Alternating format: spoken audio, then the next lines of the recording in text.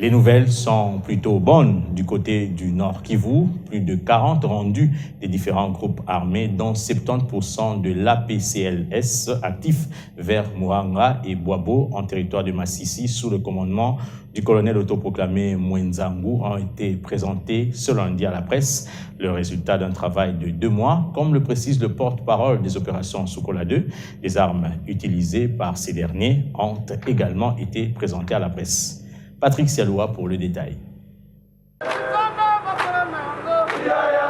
C'est plus de 40 rendus avec une trentaine d'armes ont été présentés à la presse ce lundi par le commandant Sokola 2, le général des brigades Mouehulumbo Evariste, en présence du commandant 34e région militaire, le général des brigades Tchinkobo Jocelyn.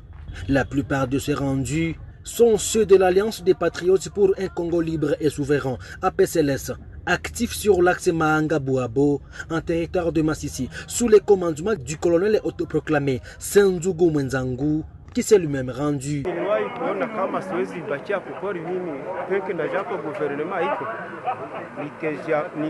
Tukiamua kufika kwenye guvernema kusudi tutumike nao na wenye waliobakia katika pori nao komsa nao tuwaite wakuje.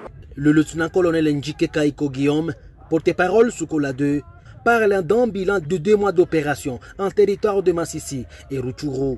Selon lui, les opérations vont se poursuivre avec la même intensité pour se rassurer du retour de la paix au Nord Kivu. Le genre que nous vous présentons aujourd'hui, c'est le fruit de ces opérations.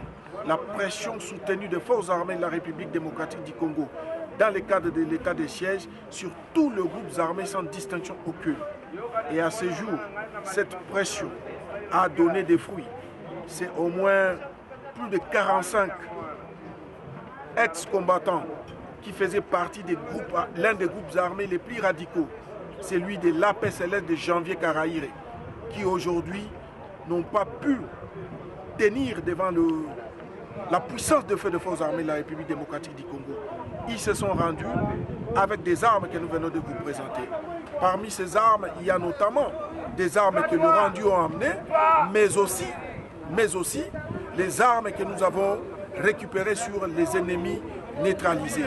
À en croire le lieutenant-colonel Njike Kaiko Guillaume, depuis l'instauration de l'état de siège, plusieurs combattants des groupes armés ont jugé mieux de se rendre au FARDC.